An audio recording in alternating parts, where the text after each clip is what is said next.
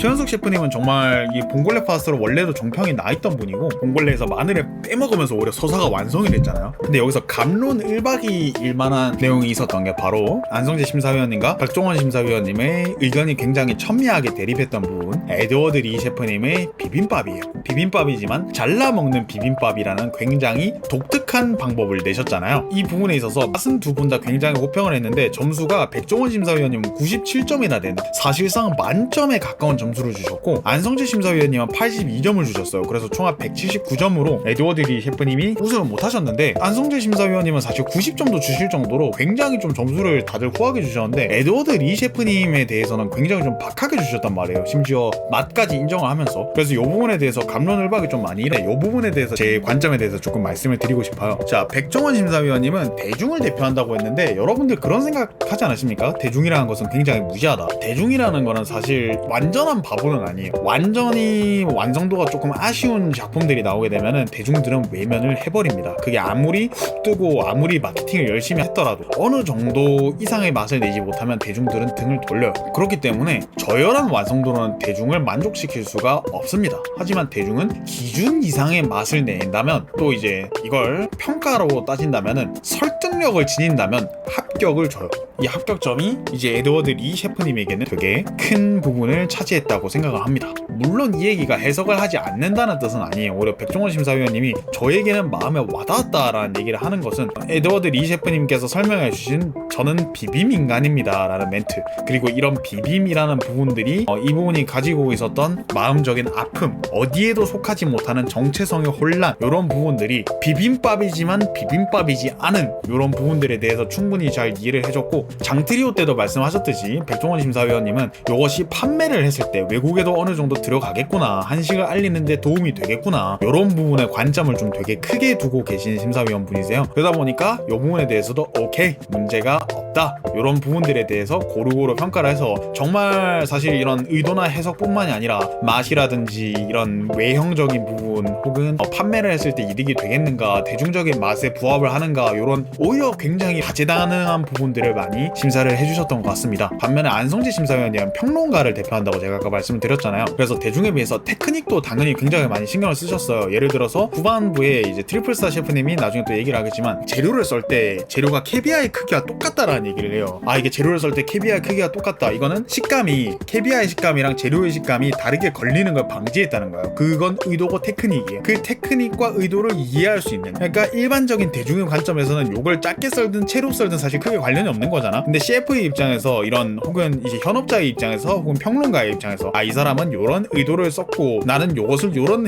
의도로 받아들이고 해석하면 되겠구나 라는 이야기를 하는 거예요. 그래서 그런 얘기를 하잖아. 우리 교과서에서 봤던 것 같은데, 예술이라는 것은 대화다, 작가 또는 예술가, 창작가와 소비자와의 대화다라는 이야기를 해요. 안성재 심사위원님은 이런 의도나 이런 것들이 설득력 있게 작품에 표현이 되었는가, 그래서 예술 점수를 줄 수 있겠는가, 이런 부분을 많이 의도해서 심사평을 해주세요. 근데 나폴리 마피아 셰프의 1차 예선 때 마피아 셰프님이 쓰레기 봉투나 이런 부분들로 표현을 하셨잖아요. 표현을 하셨는데 거기에 식용꽃을 올려놨어요. 근데 이 꽃은 의미가 전혀 없어요. 말 그대로 예쁘라고 올려놓은 거예요. 자, 근데 저는 영상업자고 저도 이제 스트리머를 하고 있기 때문에 기본적으로 그 생각을 많이 하잖아요. 이런 UI 같은 게, 제 UI 같은 거 보면 되게 좀 조촐하잖아요. 이 부분에 대해서 저희도 생각을 되게 많이 해요. 기본적으로 사람들이 알기 위해서는 어느 정도 외형적인 부분이 굉장히 저는 중요하다고 생각합니다. 이 외형적인 부분을 제대로 보여주지 못하면은 사람들은 아예 그냥 소비할 생각 자체를 하지 않는 거예요. 그렇기 때문에 대중의 의도에서는 일단 예쁘고 봐야 돼. 기본적으로 예쁘고 잘생기고 멋지고 아무튼 간에 딱 보기 좋아야 돼. 근데 그 딱 보기 좋아야 되는데 해석을 하는 입장에서는 거치적거리는 거예요. 우리가 문장을 쓸 때, 저도 이제 글을 쓰는 사람이다 보니까 소설 같은 거 쓸 때 보면은 그런 이야기를 정말 많이 해요. 문장이 길면 좋지 않다, 문장이 너무 화려할 필요도 없다, 미사여구는 최대한 줄이는 게 좋다. 물론 이건 의도에 따라서 다르지만 미사여구가 너무 많으면 오히려 문장이 난잡해 보이는 경우가 있어요. 마찬가지라고 생각해요. 아무튼 간에 이런 해석을 하게 될 때 그냥 예쁘다, 그래서 뭐 오히려 여기에 무슨 의도가 있지 않을까라고 해석을 해버리면 틀린 해석이 나오는 거예요. 표현을 잘한다는 건 어렵게 쓰는 게 아니에요. 오히려 딱 봤을 때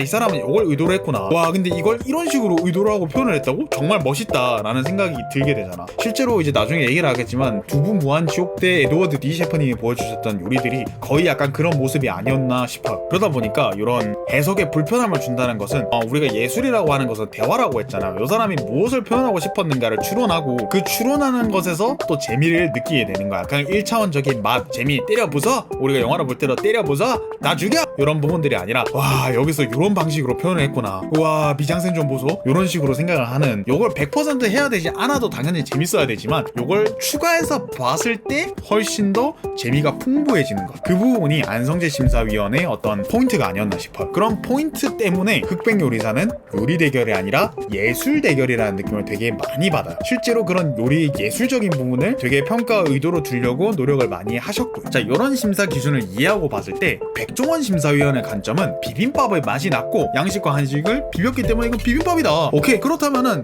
양식적으로 비볐으니까 잘라먹는 아이러니함이란 것은 이 사람이 어떤 정체성, 비빔밥이라고 불리지만 사실은 비빔밥이 아니다 라는 것의 아이러니하지만 표현이다 라고 대중의 시점에서 심사를 해주셨던 거고, 안성재 심사위원이 그런 심사평을 합니다. 그렇게 이름 붙이면 다 그렇게 되는 건가요? 라는 심사평을 실제로 이제 흑백요리사 내에서 하셔요. 그러니까 단단한 건 정의를 재해석하는 건 좋아요. 뭐 예를 들어서 비빔밥이라는 것을 정의한다면 고추장을 넣고 비빈 거를 사실 비빔밥이라고 많이 얘기를 하잖아요. 그런데 이 비빔밥에 뭐 예를 들어 스테이크를 한 개 올려, 그 위에다가 뭐 회 같은 걸 해가지고 초무침을 살짝 해서 올린 다음에 그 위에다 밥 같은 거 공처럼 올리고 위에 채소를 조금 올려, 이거는 고기, 생선, 채소, 밥의 비빔이다, 이런 식으로 얘기할 수 있겠지만 밥도 당연히 비벼서 올라가야겠죠. 그런 상황에서는 비볐으니까 이것들을 잘라서 섞어서 먹으면 비빔밥이다, 이런 내용이 나올 텐데, 그게 아니라 정말 그냥 잘라서 안에 있는 재료들이 비벼져 있는 것도 아니야. 비빔밥은 꼭 내가 안 비벼도 되거든요. 비비는 건 하나의 재미지만 꼭 내가 비벼서 나와야 비빔밥인 건 아니거든. 그러니까 요건 아예 비빔이라는 요소가 안 들어갔다. 그건 제 해석이 아니라 제 정의야. 정의의 재창조라고 얘기를 했잖아요. 재정의를 해버리면은 다른 것들을 그냥 내보낸 다음에 꿈보다 해몽을 해버리면은 평론가가 그냥 거기에 맞춰서 오케이를 해버려야 되는 상황이 와버리는 거야. 그거는 표현이 될 수 없어요. 말장난이 돼버리는 거지. 뭐 예를 들어서 그런 얘기를 많이 하잖아요. 우리가 아침이라는 얘기를 점심으로 단어를 바꿔서 얘기하면 혼동이 오는 것처럼, 마찬가지로 해석에도 문법이라는 게 존재하는 이유는 그거예요. 이 해석을 하기 위해서 이 사람이 이런 표현을 썼구나 라는 상징물들이 다 나오잖아. 그 상징물들을 통해서 유추를 하는 거야. 근데 갑자기